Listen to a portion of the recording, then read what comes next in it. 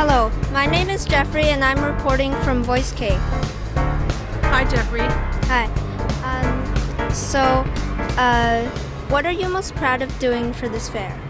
What I'm most proud of doing in this fair is that I have the opportunity to show children what the farms are like and to give them an education on farm to fork experiences, because everything that you see here in the fair has to do with all of us as individuals, because without farmers we wouldn't have any food, and so we would all be trying to figure out what we would do.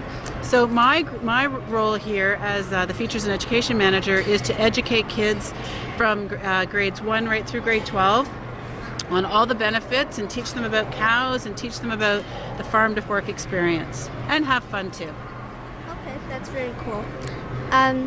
So what challenges did you face while organizing this fair? Some of the challenges is it's a million square feet of open area, so we wanted to make sure that we had interactive things for children to do so that they would be engaged.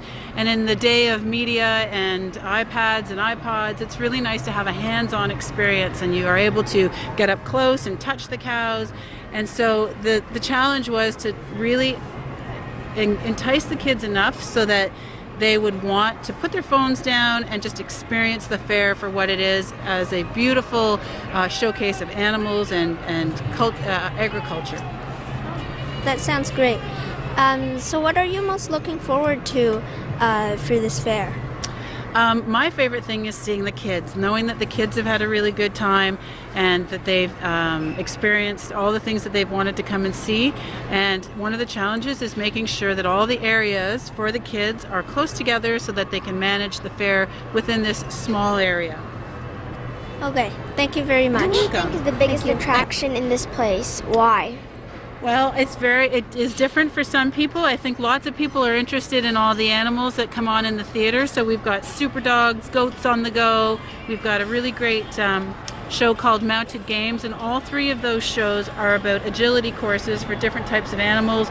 We've got sheep herding, which is also, we've got dogs running and they're taking sheep and making sure they're herded together. So that's really fun too. I would say that the animal theater is my favorite piece. My favorite piece of the show. What was the biggest challenge, and how did you overcome it?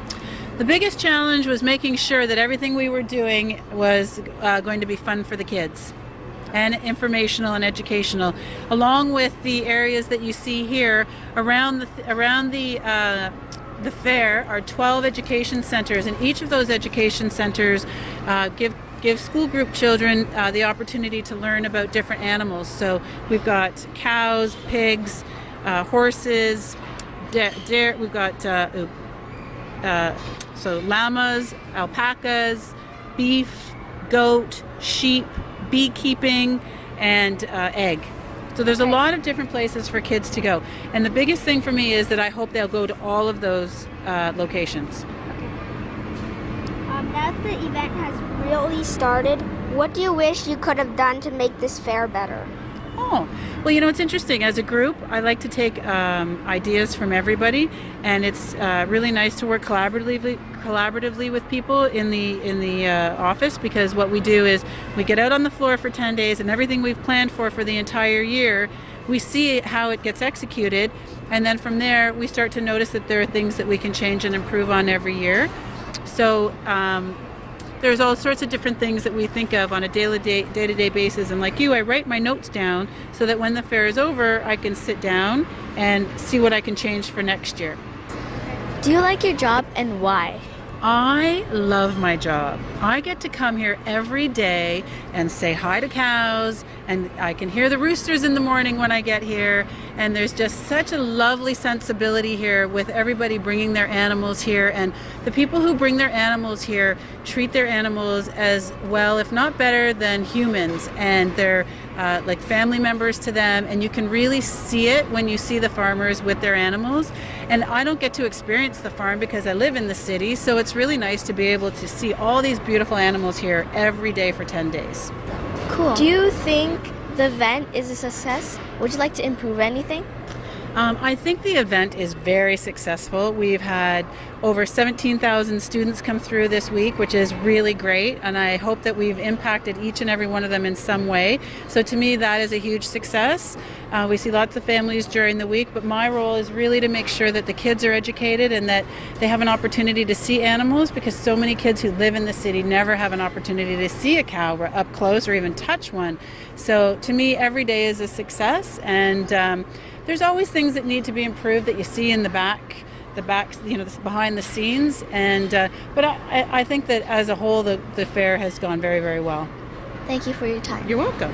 Who has helped you in this process, and do you think that they did a good job of it? We have an amazing staff at the Royal Winter Fair. There's 13 of us that are here full-time all year round planning this big event for 10 days. And as the fair starts to get closer, we have lots of people who come in and volunteer. We have over 600 volunteers who come and help us. And we have probably an additional 30 staff who come in, because it takes a lot of hands working together to make such a large event for 10 days to just go off and be a success. So there's a lot of us working together. Where do you get everything here from, and is it a lot to handle? So we get all of our stuff from various places. All the farmers bring their own stuff in, so they'll trailer their animals in on their trailers, and the whole thing is orchestrated like a symphony. We have the first day these people come in, the second day we have more people come in, and it all has to be on a flow chart, so we know that there aren't 10 people arriving at one time and that we've got one person going at each time. And we have people who take care of all the stuff that you see. They build it. They come 2 weeks before the fair, and we start building various pens, and all of this takes a long time to be built. And then it just progresses, and it's a very interesting thing to see this fair build, because each day you come back down on the floor and you see more, and then you see more, and then the day before the fair, all those last minute things have to get done. And so we're all rushing around trying to get those very last minute things done before the fair opens on the first Friday. So lots of people bring lots of different things. How many people do you think are from the city and from the country? So everybody who comes to bring their animals are all from the country, and we have probably half of our visitors are from the city, and half of our visitors come from outside the city, because they're coming with their friends who are farmers, and they are anywhere from Peterborough to past Barrie to as far as London and Chatham. We also have people who are coming from Quebec. And we have a lot of international visitors who come from all around the world. We have horses. We have a person who is in our theater as an entertainer. His name is Guy McLean, and he's a horse whisperer. And he has an amazingly magical way with horses. And he comes to us from Australia. So people come from everywhere to come here.